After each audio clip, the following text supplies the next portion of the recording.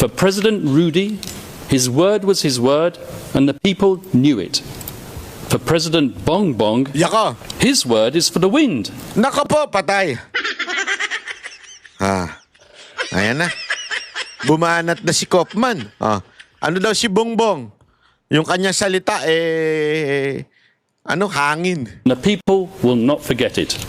Let me remind everyone of the Yes. letter which President Ferdinand Marcos Jr. Yan. signed, it's on the screen, and in which he gave a cast iron undertaking that his government, and I quote, will not assist the ICC in any way, shape, or form. Well, as we know, he failed to keep that promise. At grabe ang pasabog ni Kaufman, palakpakan. Ay grabe sobrang galing ni Kaufman po mga kababayan at talaga nga naman Alam mo yung mga bumabati ko sa kanya siguro nagulat din dahil malupit po ang kanyang sinabi at talaga namang kung makikita mo talagang handang-handa at dito mo makikita yung tikas ni Kaufman kasi sinagot niya ang lahat ng akusasyon ng prosecutor. Kanina nga po mga kababayan, nagkaroon na po ng unang confirmation o hearing po dito sa issue ng di umano daw ay EJK daw ni Pangulong Duterte o yung tinatawag na Davao Death Squad. Ngayon ko lang napagtanto na kaya naman pala gusto nilang dalhin sa dahig kasi puro bobo mga nandun. Kasi alam nyo mga kababayan, kanina sabi ko, nung pinakikinggan ko yung mga salita at lengguwahe ng mga nagpo-prosecute kay Pangulong Duterte, sabi ko, ano ba ito mga ito? Tanga ba ito mga ito? Abogado ba ito? Talagang they are just appealing sa emotion. Kala ko nga kaganina, lalabas si Soto dun Kasi ganyan si Soto Political na political yung galawan ng mga prosecutor nila para bagang hindi mga abogado. Nakakaano lang Bakit ganun abogado naman ito mga ito pero tila parang mga yung kanilang argumento para lang talagang appealing to propaganda, appealing to emotion, hindi evidence based. Kasi kung evidence ka, abay, may pinisinta ka na kaagad. Kaya lang yung mga sinasabi nila, mga argumento nila, ang binibitawan nila tungkol daw sa mga sinabi ni Pangulong Duterte. At yung mga sinabi naman ni Pangulong Duterte na binanggit nila, ay putol-putol. Para bagang ganito yung mga media, alam mo naman yung media nung panahon ni Duterte. At saka alam mo naman ang media sa atin, puro mga bayaran niya mga yan, mga prostitute siya mga yan Dinaig pa niya ng mga pokpok Kasi ang mga pokpok hindi kumakain ng suka. Paano mo nalaman banat bay? Bakit? May nakita ka bang pokpok dyan sa karsada kumakain ng suka? Hindi, wala, di ba? Pero yung mga media natin, natapalan lang ng pera, kumakain na ng suka. Yung dati baganti na kanilang binabanata na si Marcos, abay ngayon kamping-kampi sila para lang durugin ng mga Duterte. Yan ang tawag na kain suka talaga. Usong-uso ngayon yan, hindi lang mga politiko, hindi lang si BBM ang kain suka, hindi lang sila Leni Robredo, Pati mga media, ganun din Kasi nga ngayon, ang ginamit nitong mga nag-aakusa kay Pangulong Duterte, yung mga putol-putol na ibinabalita ng media. Hindi yung kumpleto. At kaya nga tablado sila dito kay, walang iba kung hindi dito kay Kaufman. Nakakatawa lang kasi, para bagang, ewan ko, papakinggan natin at ipapaliwanag natin sa lengguwaheng maiintindihan natin kung ano ba yung sinasabi ni Kaufman kasi ito si Kaufman parang parang European ka ba? Obvious ba? Hindi kasi pag nagsalita siya napakalalim ng kanyang English. Actually hindi naman ganun kalalim pero yun masyadong mabilis magsalita, slang, ika nga, siya magsalita. Kaya minsan, mahirap din maintindihan. Totoo naman, mahirap naman talaga intindihin. Aside sa minsan, talagang tayo mga Pilipino, dumudugong ilong natin pag medyo malalim na Ingles.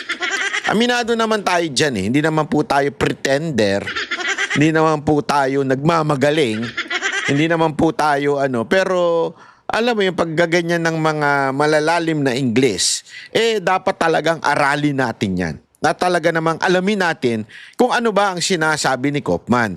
At ayan po, inaral natin at ipapaliwanag ko sa inyo sa lingwaheng maiintindihan ninyo, sa lingwaheng mauunawaan ninyo, para naman makita ninyo yung kanyang argumento. Kasi yung kanyang argumento actually, para bagang hindi prepared speech.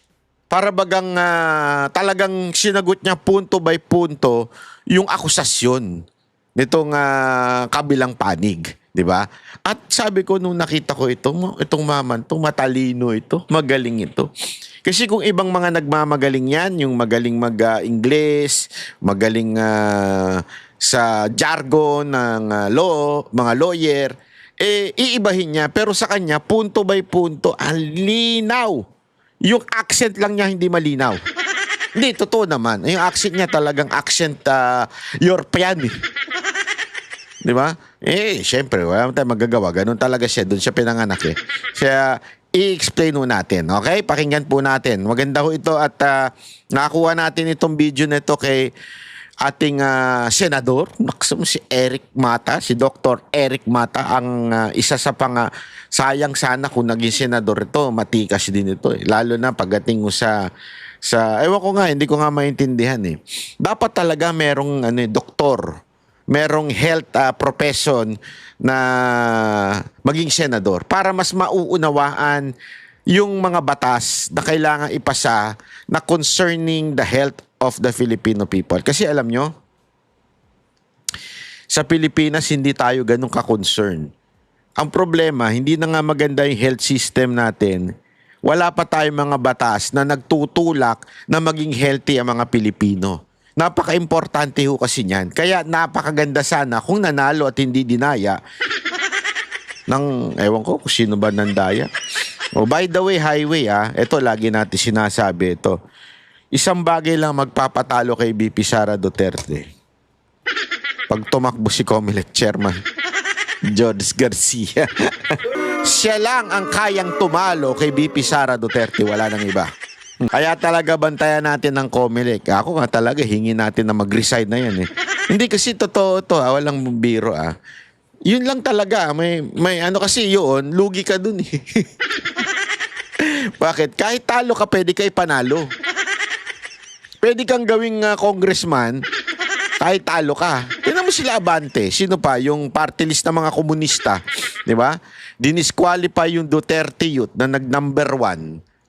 Para lang makapasok yung komunista. Kaya talagang si Comelec chairman lang, George Garcia, ang tatalo kay BP Sara Duterte. Pakinggan na natin. And I thank Mr. Tuyan for his intervention. But I feel that I ought to remind him that this is a court of law Yon. which decides matters on the basis of evidence, Yon. not on the basis of political demagoguery, Yon. and not on the basis of a desire to effect regime change despite the democratic will. Yan muna unang punto. Ebidensya, hindi politika. Sabi nga ni Kaufman, di ba? Korte ito, ebidensya ang basihan, hindi drama o propaganda. Which is, yan kasi yung kanilang yung talagang, alam mo yun, parang tama talaga siya. Yun yung una ko na-observe. Bakit yung, yung prosecutor, para bagang ang kanilang diskarte, based on feelings, not based on evidence. Di ba? Pansinin nyo, ako sigurado, hindi lang ako nakapansin, maraming matatalino dyan. Di ba? Hindi ho, hindi ho tungkol sa ebidensya ang pinresinta. Kung hindi puro drama, propaganda, di ba? Para, alam mo yun, para kang sabi ko nga, ba ito? Facebook ba ito? Labanan ba ito ng post? Labanan ba ito ng social media? Kasi ganun na nangyayari.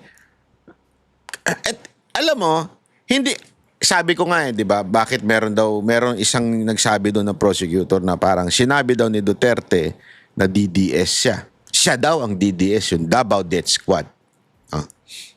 Yun na yun. Yun na ebidensya nila. Pag-amin daw ni Duterte na Davao Death Squad, siya daw yun. At pag-amin pa din daw doon sa Senado na kung saan sinabi niya na ako yan at walang pulis dyan, puro gangster yan. Yun na daw ang ebidensya. Sabi ko nga, hindi naman niya inaming pumatay siya. Hindi naman niya inamin, ako ang pumatay dito kay ganito. Ako ang pumatay. Kaya nga paulit-ulit niya sinasabi, di ba, crime is personal eh. Hindi pa pwedeng pangkalahatan. Hindi ko pa pwedeng sabihin na ako'y akusahan ninyo at sabihin kong, ako ay mamamatay tao sa mga kriminal. Ako mamamatay tao sa mga durugista. Hindi nyo ko pwede ikulong doon. Alam mo yun, dali mo ako sa korte. Judge, si Banat Bay daw, mamamatay tao yan, no? Ng mga kriminal. Di ba? Hindi pwedeng ganun. Ang una kagad tatanong, sino pinatay niya? Paano niya pinatay? May ebidensya ka ba na siya talaga ang kumitil ng buhay nito? Ganun ang korte. Hindi pa pwedeng, wala lang, sinabi lang niya, trip lang niya. Kaya nga, alam mo, sabi ko nga, si Pangulong Duterte talaga kasi hyperbole nga, sabi nga ni Atty. Panelo. Kaya lang kasi kaya niya sinabi yun. Kasi tinatanong ko sa sarili ko, ba't kaya niya sinabi yun? Kasi nga, abogado si Pangulong Duterte. At dating prosecutor si Pangulong Duterte. So you cannot accuse a person of killing the criminals per se. Hindi pa pwede yun. Kailangan may pangalan, saan ginawa yung krimen, ano ginamit na ano. Kailangan mong patunayan yan. By saying na ako ang pumatay sa lahat ng kriminal, hindi ibig sabihin makukulong ka nun.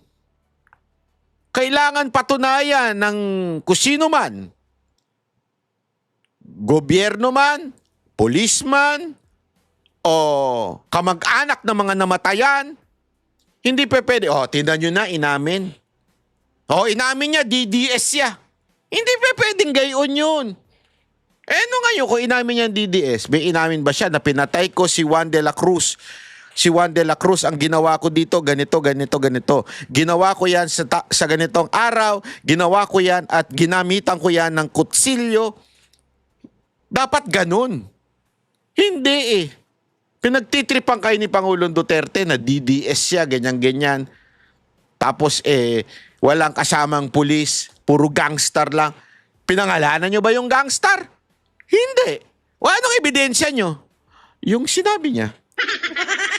Alam mo, hindi ako abogado, pero hindi man ako tanga. Kasi marami ako nakakausap na abogado. Talang-lalo na yung tatay ko. Diba? Personal yan. Hindi pwedeng yan. Pang general statement. Pinatay ko si ganit. Pinatay ko ang mga tarantado. Yun. Sino yung tarantado? O kaya, pumatay ako ng bayot. Sino yung bayot na yun? O pumatay ako ng bobo. Ako yun. Ay, hindi. Hindi kayo yun. Kung bobo kayo. Hindi pa pwedeng gayon. Ituloy natin. And certainly not on the basis of statements made by Ombudsman Jesus Crispin Remula, who professed that domestic justice will be denied, according to Mr. Butuyan, because of the lack of forensic reports and police reports. Now, I don't know which case Mr. Butuyan's metaphorical ship sailed into, but he clearly hasn't read the evidence. Whilst he was speaking, we examined the evidence, and out of that evidence we found at least 35 reports substantiating 49 of the incidents which are mentioned in the document containing the charges. Your Honours, Rodrigo Duterte was May ano daw, dun sa 49 na incident, may 35 na reports na sumusuporta dun sa 49 incidents. Pero wala, puro kwento lang. 'Di ba? Hindi yung wala hong talagang, kaya nga yung sinasabi niya dito, yung lalaking Pilipino na ewan ko kung bansa ba siya nag-aral yun. Hindi kaya sa ano yun? Wag mo naman ganyang banat ba? Muntikan ko na mabanggit yung eskwelahan ni Auntie Claire. Baka pareho sila ng pinag-aralan ni Auntie Claire.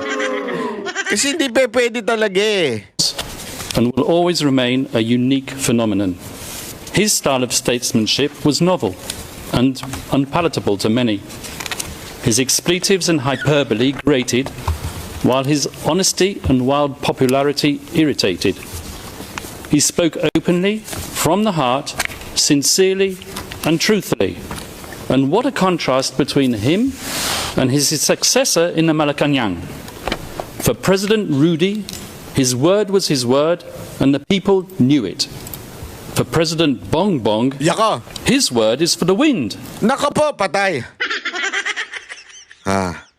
Ayan na. Bumanat na si Kaufman. Ano daw si Bongbong?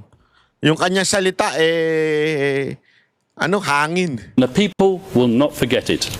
Let me remind everyone of the Yes. letter which President Ferdinand Marcos Jr. Yan. signed, it's on the screen, and in which he gave a cast-iron undertaking that his government, and I quote, will not assist the ICC in any way, shape or form. Well, as we know, he failed to keep that promise. So dito, importante rin ito, yung bang sabihin ng presidente na he will not cooperate with the ICC. Napaka-importante niyan. So, bakit nandiyan si Pangulong Duterte? If Marcos, the president of the Philippines, said that na hindi siya makiki-coordinate with the ICC. Rodrigo Duterte was unconstitutionally hijacked and unceremoniously hauled off to The Hague. Yan, importante. Yan yung punto. Ang galing talaga nito ni Kaufman, kaya yung mga bumabana dito kay Kaufman, putang ina nyo. Putang ina nyo talaga. Tama eh. Perfect eh. Perfect yung sinabi ni Pangulong Duterte. Perfect yung sinabi ni VP Sara Duterte. Perfect yung sinasabi ngayon nitong abogado na ito. Ano sinasabi niya? Talagang kinidnap. Kasi yung Pangulo ng Pilipinas sinabing hindi tutulong. Kung hindi tutulong, it means ito ay walang kagagawa ng gobyerno. O anong ginawa? Ba't dinala dyan? O ibig sabihin, unlawful yung pagkadala. Diba? Ang linaw niyan eh. And when called upon to defend his master's actions and the said letter at a Senate committee hearing, the then Secretary for Justice, once again Mr. Jesus Crispin Ramula, persisted with the same dishonest theme. And I quote his words, "We did not assist the ICC. We continue with the very tenor of the letter that we did not assist the ICC and we did not have any contact with them." So he said. But with a document emanating from the prosecution team opposite and disclosed to us a mere week ago, not as information material to the preparation of our defence, but as exonerating evidence, we can now substantiate what we have suspected for a long time. Yan. The document comprises a transcript of a telephone call. Yan, naku po, patay tayo. Ito malupit. May telephone call ng transcript. Ito yung pasabog. Diba? May binanggit na secret recording. Okay? Na inilagay sa transcript. Ano yon? Sige, Kaufman, banatan mo. Covertly recorded between four parties. Covertly. Ano ibig sabihin ng covertly? Sa mga magaling mag-English dyan, paliwanag yun na. Di ba? Covertly recorded, itinago yung pag-record. Secret recording.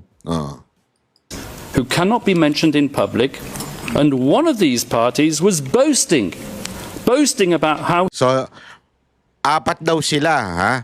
Merong isang sinulat na nila yung transcript ng usapan at nagyayabang daw ito.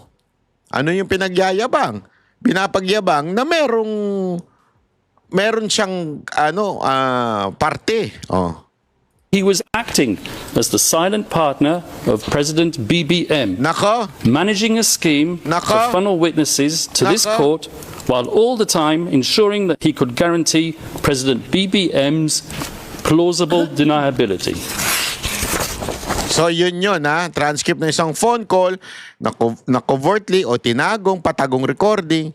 May 4 na tao sa usapan, hindi pinangalanan yan. Isa sa kanila ay nagyayabang na siya daw ang silent partner sa umano'y scheme para magdala ng witnesses sa ICC habang pinoprotektahan si Marcos. Oh, nako po, patay tayo dyan. So it is indeed the defence case that President Ferdinand Marcos Jr.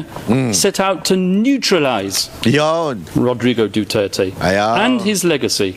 Yes, Mr. Deputy Prosecutor, I used Doon daw yon, may planong in-neutralize si Pangulong Duterte. Ano ibig sabihin ng neutralize? Dito, inamin, dun sa transcript na yon, baka sabihin ng iba, bakit di sinabi kung ano yun? Kasi nga, bilin yun nung judge dito na wag kayo muna magpapangalan dito ng mga tao. Sinabi dyan witness man o resource person man, wag muna yung papangalanan. Pero pagka ganyan kasi, sinasagmit yan. Okay? Pero kasi alam nilang may media, so publicly wag mo munang babanggitin dyan. Okay? Sa ano daw yung pinag-usapan? Okay? Ang pinag-usapan daw nila nung 4 na tao na yon ay in-neutralize si Duterte. Ano ibig sabihin nun? Para pahinain si Pangulong Duterte at ang kanyang legasiya. At ang gagawin ay ito. So, sa madaling salita, it is not really para panagutin si Pangulong Duterte. The reason kaya talaga dinala si Pangulong Duterte is political, para in-neutralize si Duterte. Naintindihan natin? Ibig sabihin, siraan politically. Ganon ang gawin. Oh, tuloy. that legendary word, neutralize, so central and so essential to your case theory, because you know just as well as me that I'm using the term metaphorically. And now I turn to the substance of the charges, but before I do, a word or two about the geopolitical context. Yun yung halimbawa na parang sinasabi niya, hindi, kasi pag sinabi mo kasi neutralize, ang ibig sabihin nun, patayin Okay? Literal. Pero yung not literal, yung siraan yung tao. Yung kanyang legasiya, siraan yung pangalan, para mawala sa laro ng politika. Yun ang dahilan ng ibig sabihin ng neutralize. So para bagang sinasabi niya dito, yun din ang sinasabi ni Pangulong Duterte. Pag siya nagsalita, hindi ibig sabihin literal. Ang ibig lang sabihin, kung sinasabi niyang in-neutralize o patayin ng mga kriminal, may lalim. Hindi lang, basta nakakita ang kriminal, pang, patay. Hindi ganun. Merong merong mas malalim pang, ano ba yung context ng patayin? Yun yung sinasabi dito. Na mismong si Marcos din, ginagamit din daw yan through the document na meron siyang document ng transcript ng usapan nila nung 4 na tao. Yung silent partner daw ni Bongbong Marcos. The scourge of illegal narcotics is not unique to the Philippines. As we all know, it afflicts Latin America, where I can name 3 countries where the death rate at the hands of vigilantes and law enforcement agents per capita population is higher than it ever was under Duterte. And as you should know, and you will hear from the prosecution, At any rate, the Philippines as a country is uniquely positioned to act as a transit hub for the trafficking of narcotics emanating from the cartels in China. And with or without Duterte, so we argue, the death rate would have kept on rising. Indeed, as we will prove with statistics and reports, the death rate flowing from narcotics-related crime actually increased after Rodrigo Duterte left power. And where, I ask you, has the International Criminal Court been since? Now, Grabe yun, ano? Ha?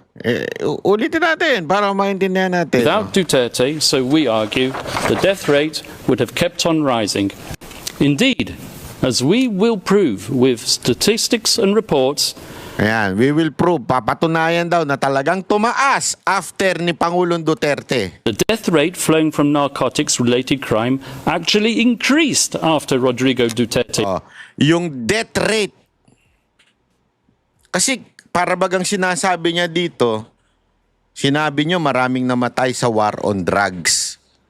Actually, sabi pa niya dito we will prove to you through records, statistics, na mas marami pang namatay after ni Pangulong Duterte. Diba? Left power. And where, I ask you, has the International Criminal Court been since? Now, Asan daw ba itong ICC? Ano ba? Kasi mas marami nga namatay dito sa panahon daw ni Marcos. Asan daw ba kayo?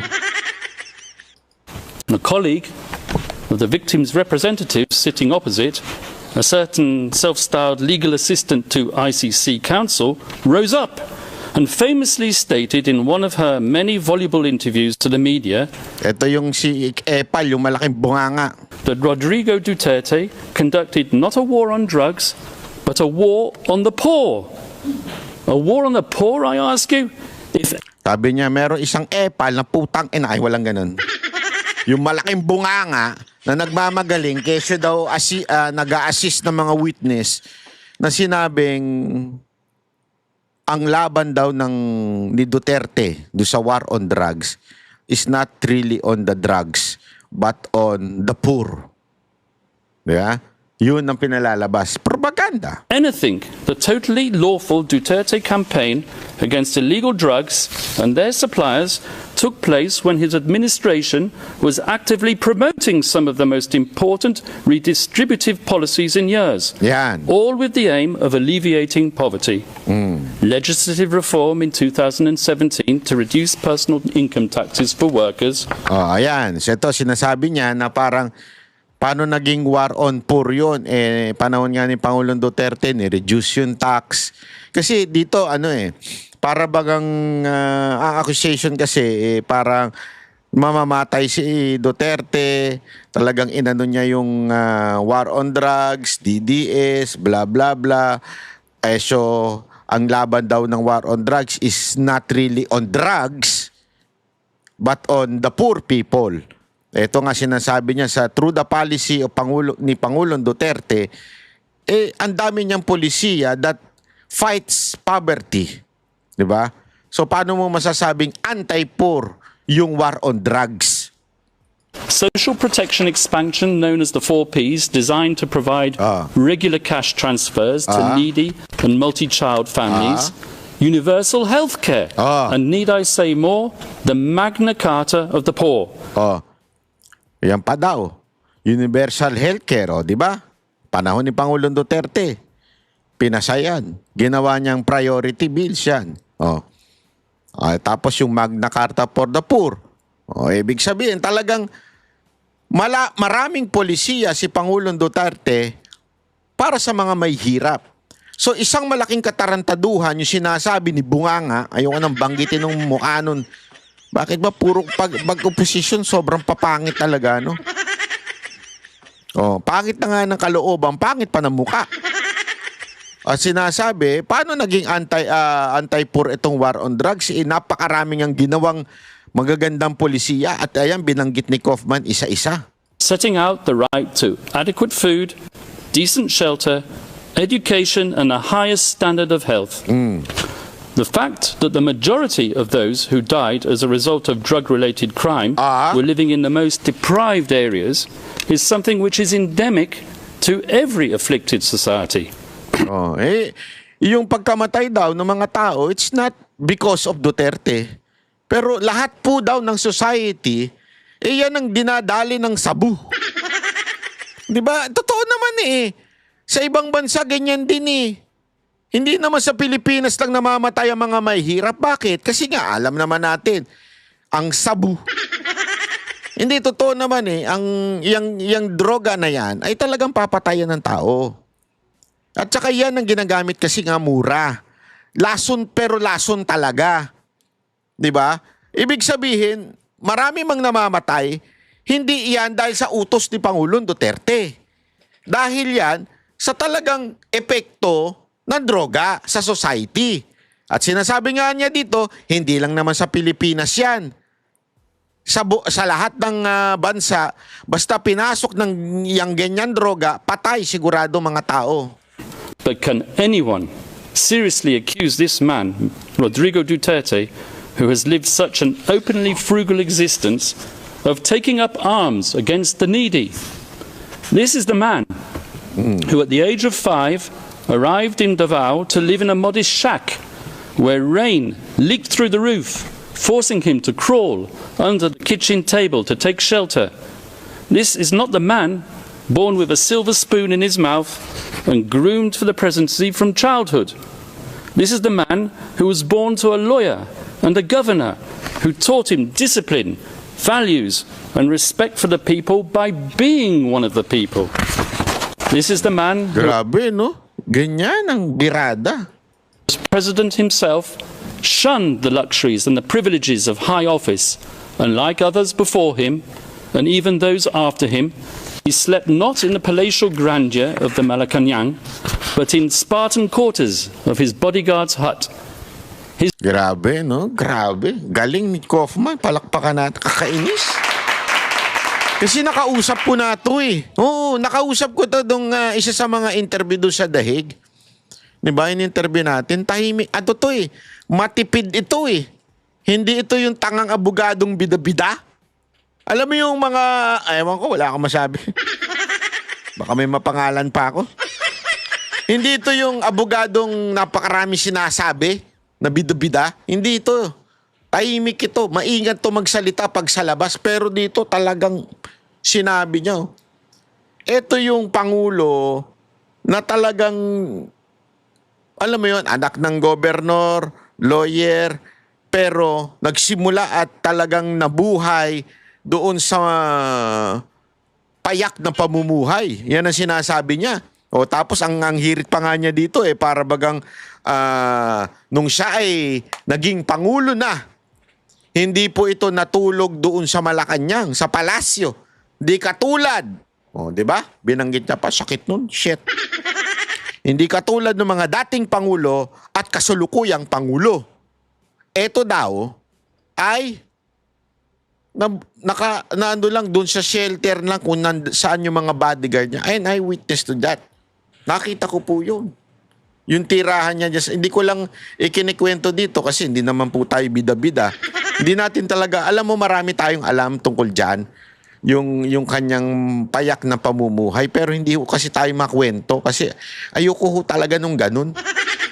Yung nagmamagaling na porket naging close ka lang sa presidente o naging close ka lang sa certain politician, ikikwento mo na lahat. Pero since kinwento naman niya, ikikwento ko na lang din. Ayaw ni Pangulo doon sa Malacanang talaga. May multo doon. Hindi kasi siya sanay doon sa palasyo ang datingan, yung malaki. Umaalis siya doon. Doon lang siya sa quarter ng mga bodyguard. Natutulog. Kasi siyempre gusto niya mga kasama niya. May kasama siya. Tapos maliit lang yung kanyang kwarto. Ayaw niya ng marangya. Nung naging isipin mo, 6 na taong ka naging presidente. Yung sinakyan mo bago ka maging presidente, nung natapos ka maging presidente, yun pa rin ang sasakyan mo. At witness po ako dun. Nakita ko po yun. Kaya ako buwisit doon sa nagsasabing korap. Putang ina nyo. Kung korap yan, naka Mercedes-Benz na yan. Naka BMW na yan. Hindi eh. Kung ano yung ginamit niya during the campaign na gusto ko nga siyang bigyan ng sasakyan. Kasi, eto pwede ko naman na sigurong sabihin ito dahil sinabi naman na niya. Yung sasakyan niyang pick up, yung nasa harapan lang siya nakaupo, ako nininervous eh. Kasi hindi bulletproof.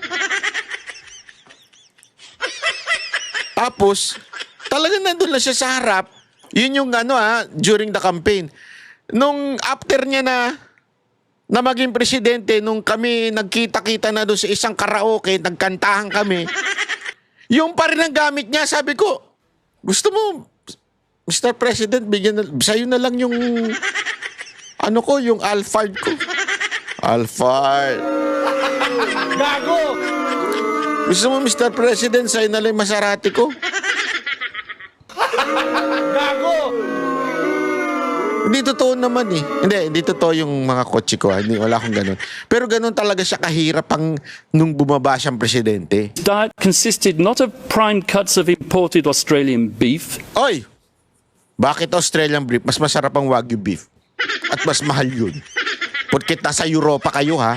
Gusto nyo western ng But of Hindi daw siya kumakain ng steak. Ay, isa pa yan. Isa pa yan. Hindi ito, walang biro ito ha. Si Pangulong Duterte, pagka nagpupunta tayo noon sa Malacanang para kikwentuhan, yung pagkain nila. Hindi naman sa panlalait, pero hindi ko kinakain. Kasi yung pagkain nila, pagkain na hindi pwedeng kainin ng walang kanin. Ano yun? Mga tuyo, di ba? Munggo. Favorite ko yun. Kumakain ako noon. Kaya lang, since hindi na ako kumakain ng kanin dahil sa aking diabetes, wala na. Ang kinakain ko na talaga, nagkakain na ako ng steak, wagyu, kasi yun ang dapat protein lang meat para wag ka mag-carbs. Kaya lang yung mga pagkain pupunta ako doon, kumakain muna ako bago ko pumunta doon.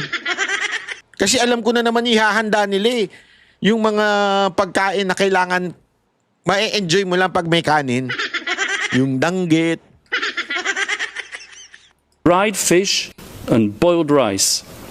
A man of simple indulgences, his pleasures were to be found not on the cocktail party circuit of Forbes Park, but on coastal roads where he roamed and cruised on his motorcycle, not looking for people to kill, Mr. Prosecutor. O yun, napuntahan pa natin yung favorite niyang kainan. Ay, grabe ho. Karinderya. At di ba, napakita ko ba? Hindi ko pa pala napopost yun. Shit. Yung mga picture niya, prosecutor pa lang siya. Actually, hindi pa nga siya. Oo, tama, prosecutor pa lang siya. Doon sa karinderya na yun, may picture siya. Nung presidente na siya, may picture pa rin siya doon sa karinderya na yun. Doon pa rin siya kumakain. Hindi puro stick-stick.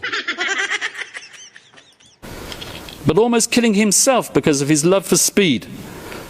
This is the man who paid and paved his way through law school, passing his bar exam in 1972, more or less on the same day as Marcos Sr.'s tanks were grinding and rolling their way through the streets after the declaration of martial law. And it was on that significant day that Rodrigo Duterte was exposed to the tyranny of oppression and the abuse of power by the elite.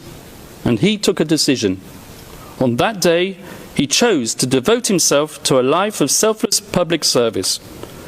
As a professor at the local police academy and as a public prosecutor in Davao, Rodrigo Duterte developed a lifelong passion, some would say an enduring obsession, for law and order, something for which he unapologetically enforced throughout his time as mayor of Davao City. Yawn. Not as the prosecution say, through sowing murder and mayhem, but through winning the love, respect and admiration of his fellow citizens. The very same citizens. Ang ganda nung sabi niyang yun. Hindi doon sa pinapalabas itong prosecutor na masamang tao siya, hindi. Si Pangulong Duterte naging profesor pagdating sa law at talaga namang nag-aral ng law at talagang yung kanyang passion na implement ang law and order sa Davao City ay nangyari. Kasi remember yung kanilang akusasyon, panahon pa na din ng mayor si Pangulong Duterte. So sinasabi niya dito, if President Duterte is a lawless person implementing lawless policy, di ba? Sana magulo yung lugar nila, sana ganito, chaos yung hindi Sinasabi niya dito that PRRD respect the law. Respect niya sobra ang batas ng Pilipinas. Yun na sinasabi dito. Who continued to re-elect him time after time, Yon. term after term, Yon. on no less than 7 occasions over more than 2 decades. And throughout his 20 or so years tenure as the mayor of Davao, Rodrigo Duterte and his family transformed that city from an outpost of communist insurgency and criminal violence into what is now one of the safest cities, not just in the Philippines, but in the entire world. Yan. Kita nyo, ang galing. Dito kasi, tandaan niyo bakit binabanggit ito. Kasi dito pa lang, inaakusahan na siya si Pangulong Duterte na nung mayor siya, may Davao Death Squad. Dito sinasabi niya, ito yung mayor na minahal. Sa sobrang minahal, nagtagal ng decades na naninilbihan. Panalo lagi. Ibig sabihin, kung talagang totoo na mamamatay tao siya, anti-poor siya ay talagang hindi sumusunod sa batas, hindi siya ma-elect ng paulit-ulit. Ang ganda nun Kasi tandaan ninyo, doon sinimulan yan Sinimulan yung issue na siya ay mamamatay tao nung palang siya ay mayor. Kung mayor pa lang pala siya, mamamatay tao na siya, anti-poor na siya, gumagawa na siya ng illegal, o mamamatay tao na siya ng mga inosente, di sana hindi na siya binoto ng paulit-ulit. Naging presidente pa nga. Napaka-imposible para sa isang mayor na nanggaling sa Davao. Paano nangyari yun? Kasi nga, mahal siya ng taong bayan. Bakit siya mahal ng taong bayan? Kasi pinapatupad niya ang batas. Hindi siya anti-poor. Yun Anak kayo ng nagalit niyo ako This was indeed the so-called Davao model, which the prosecution wants to Pasensya na sa caption hindi po ako naglagay niyang caption na yan Malamang auto-caption niya kaya Dinownload ko lang itong video na to. persuade you was code for unbridled criminal violence. And this was the type of leader that the Filipino nation wanted in 2016. Iyon. So, Rodrigo Duterte... Ang ganda niya, pinapaliwanag dito sa mga ulol na to Sinasabi niya na kung yan talaga notorious na presidente, na tao, hindi na iboboto yan noong 2016. was elected into power not in spite of, but specifically because of his firm and uncompromising commitment to upholding law and order. And after his election as president, Rodrigo Duterte remained a man of the people without seeking to patronize the people. Gung-ho in his ways and with a belligerent tone, he spoke the tough tongue of the street, not the dissembling discourse of international diplomacy. He said what the people wanted to hear, but he said it in a way that offended sensibilities of world leaders unaccustomed to hearing it, one in particular, and that was what set him on the slippery slope to a prison cell in The Hague. And let me tell you how it works. It starts with the media, controlled by the powerful and the politically influential. Ayan na. Yari na kayo, tanginan yung media, kayo animal. Pero yan lang ang pinikap ng media. Ito malinaw. Totoo naman. It starts with the media. Who is owned by the oligarchs na nilabanan ni Pangulong Duterte.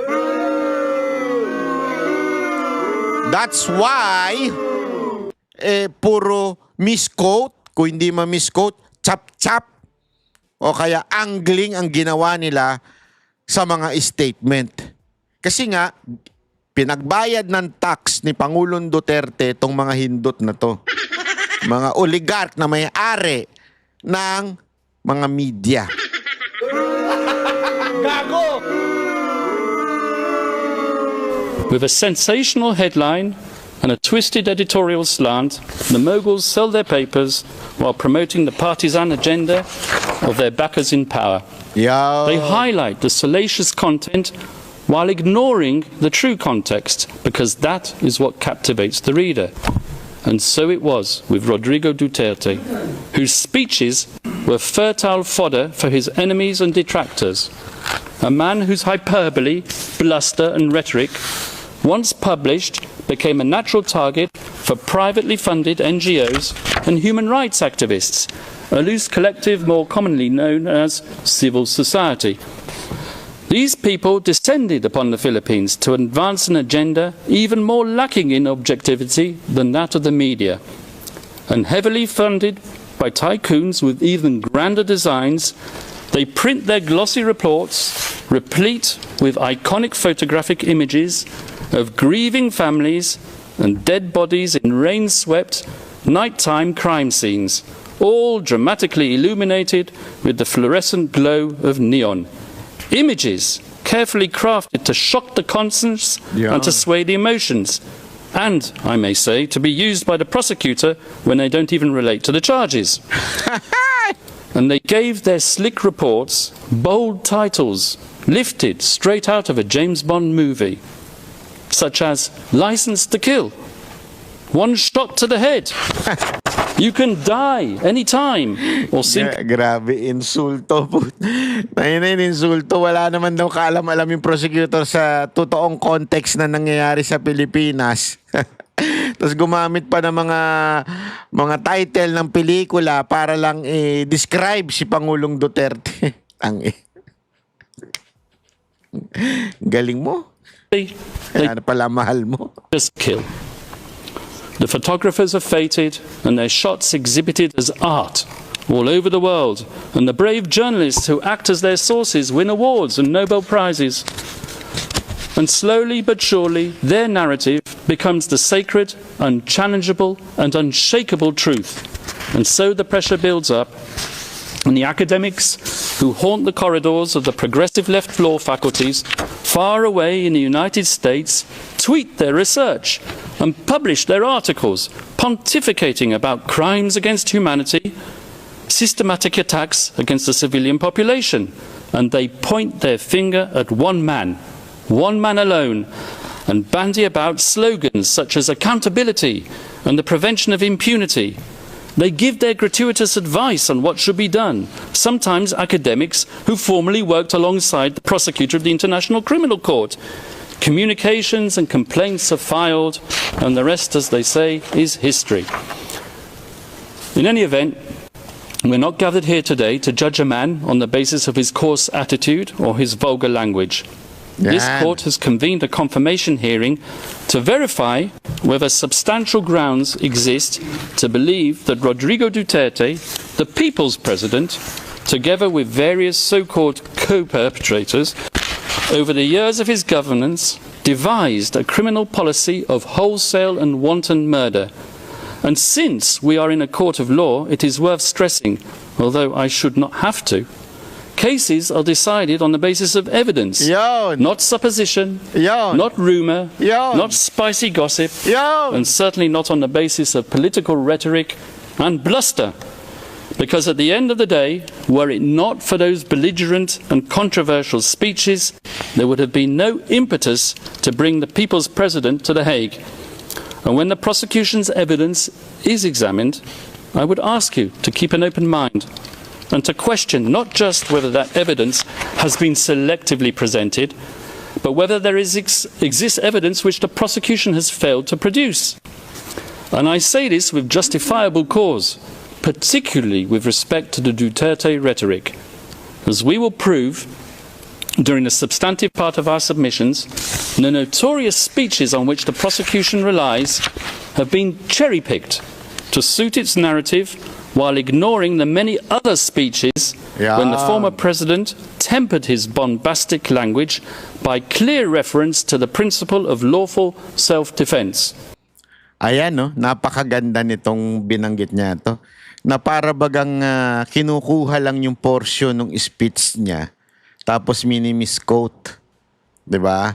Tapos sinasabi niya nga, mas marami pa nga ang sinasabi niya about self-defense. And following the law, ito pa, sasabihin niya, We, the defence, have read as many of these speeches as we can find.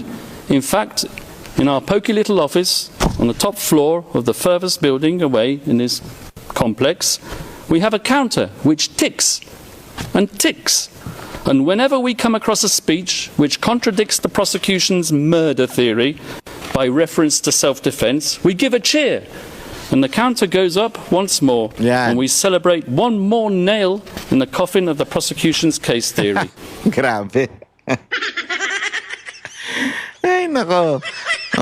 Ang lalim nun. Talagang sinasabi niya habang naririnig niya yung prosecutor daw na binabanggit yung mga sablay at kulang-kulang na statement. No? Parang pinapako daw yung kabaong.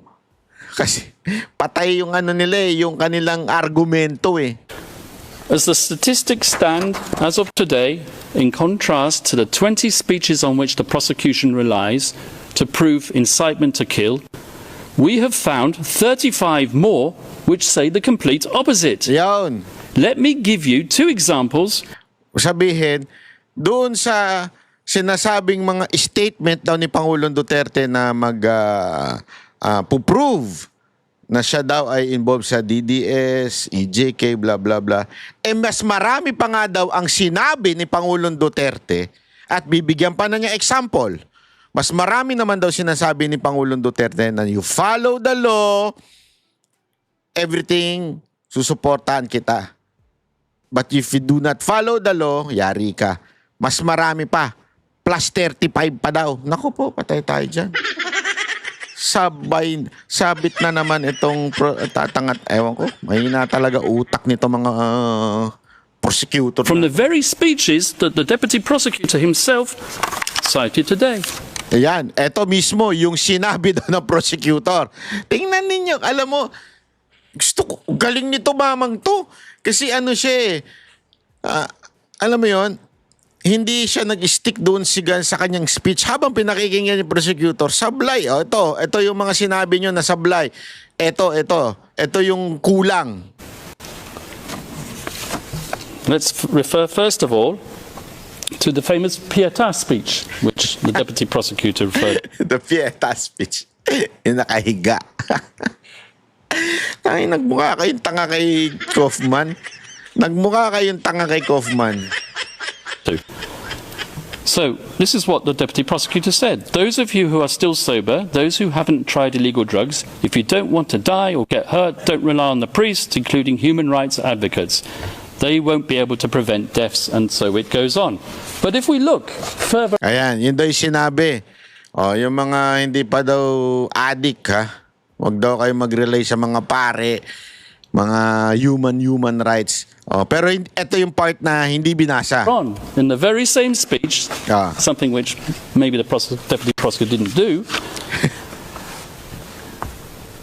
this is what he had to say. To our police officers and other officials, do your job, and you will have the unwavering support of the office of the President. I will be with you all the way. Abuse your authority and there will be hell to pay. For you will have become worse than criminality itself. Well, there you are. You have it straight in your face. Pexo. Galing mo, ayop ka. Bago. Ang galing mo, Kaufman. Pahiya sila, mga animal. Hindi, di ba? Sabi nga kinuha niyo yung speech na to, yung part na sinasabi niyang kayong hindi mga addict pa, mga sober pa, huwag na kayong umasa sa mga human rights, blah, blah, blah, blah, blah. Yun lang yun lang yung kinuha. Ang problema with the same araw, yung mismong speech na yun, yung ending part, ang ganda. O kayo mga pulis, mga opisyal, basta sumunod kayo sa batas, nasa likod yung Office of the President. Pero pag kayo, hindi sumunod sa batas, impyerno abutin nyo. Yari kayo. So, doon pa lang, tablado na eh. Sabi nga ni Kaufman eh, dito pa lang tablado na kayo eh. Di ba? Hindi nyo binanggit yung buong statement o buong speech ni Pangulong Duterte. Talagang inano nyo lang, chinap-chap nyo. Hiling nyo chumap-chap. Bakit ba kayo? Anong kinagay ng chap-chap sa bayot? Kasi mga chap-chap, mahilig mag-ano. Chap-chap. Exonerating evidence within what is claimed to be the prosecution incriminating evidence. I won't take up my time by showing you the second speech, but there is one. If I have time at the end, I will show it to you. So if you add to that another 10 speeches out of the 20 speeches on which the prosecution rely in its document containing the charges. 20 daw yung speeches ni Pangulong Duterte that incriminate him. Pero sabi niya dito, meron pa more than that. Marami pang sinabi si Pangulong Duterte more than the 20 na sinasabi ninyo.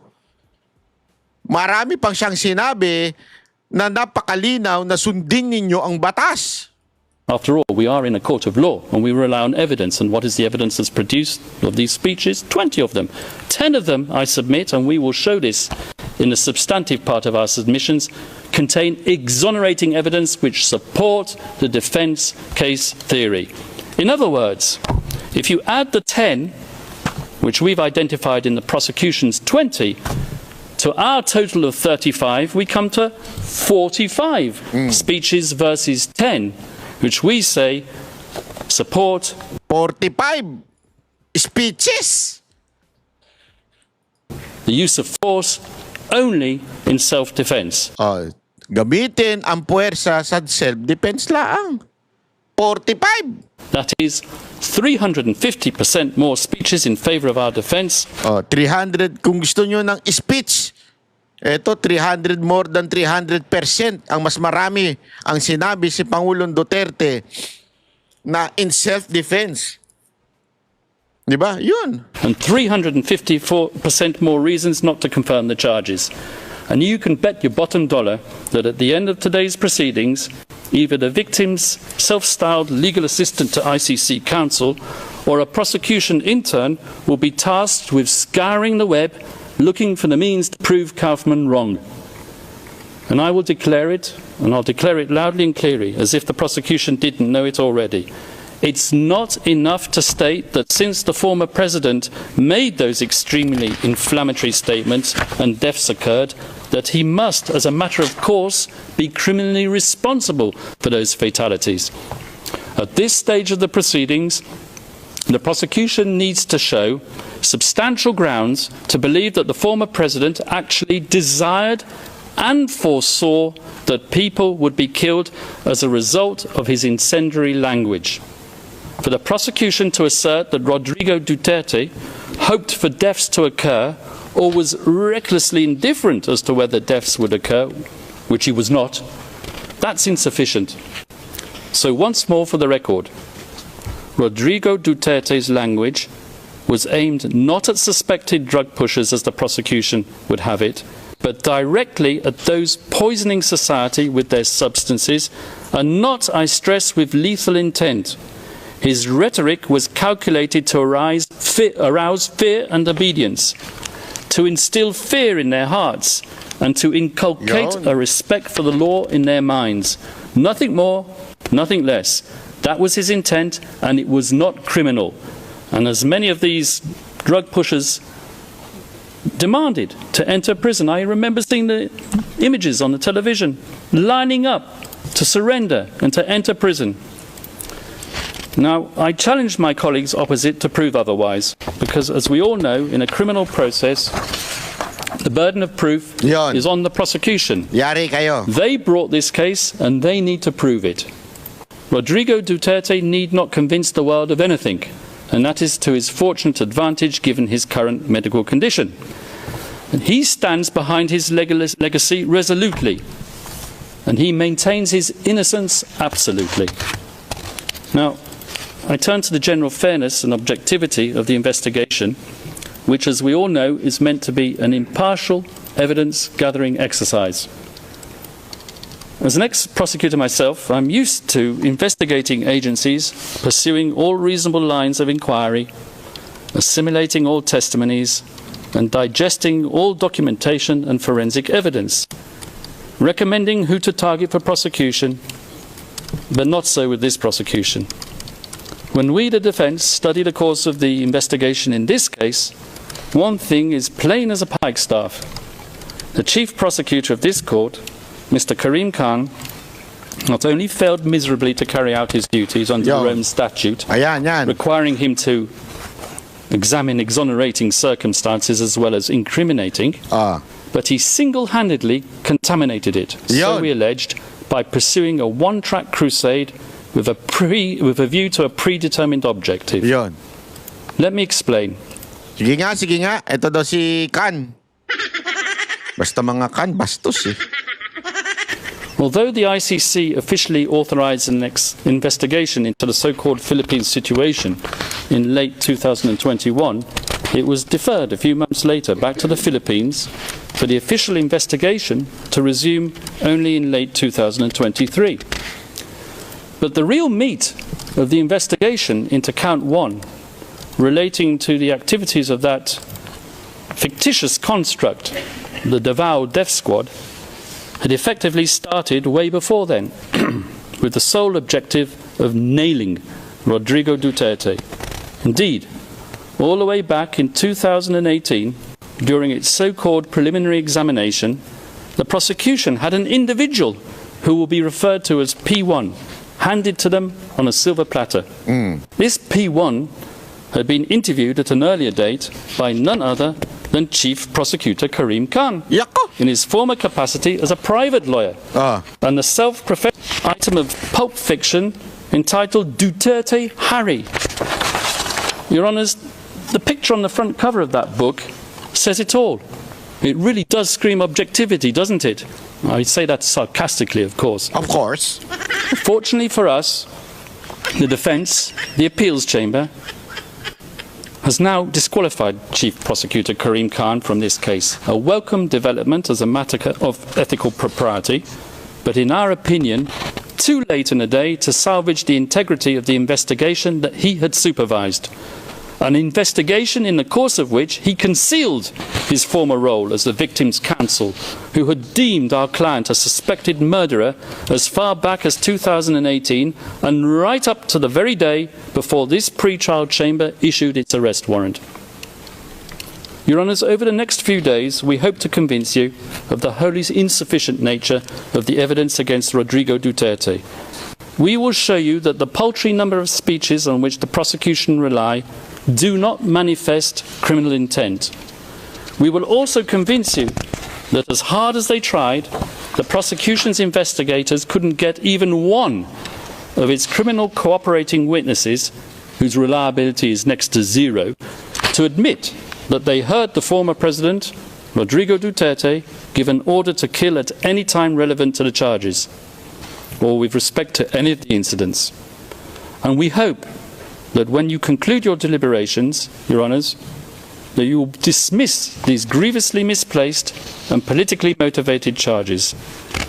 We will ask you to send Rodrigo Duterte back to his family, and we will ask you to give back to the Filipino people their tatay digong. Thank you, Your Honours.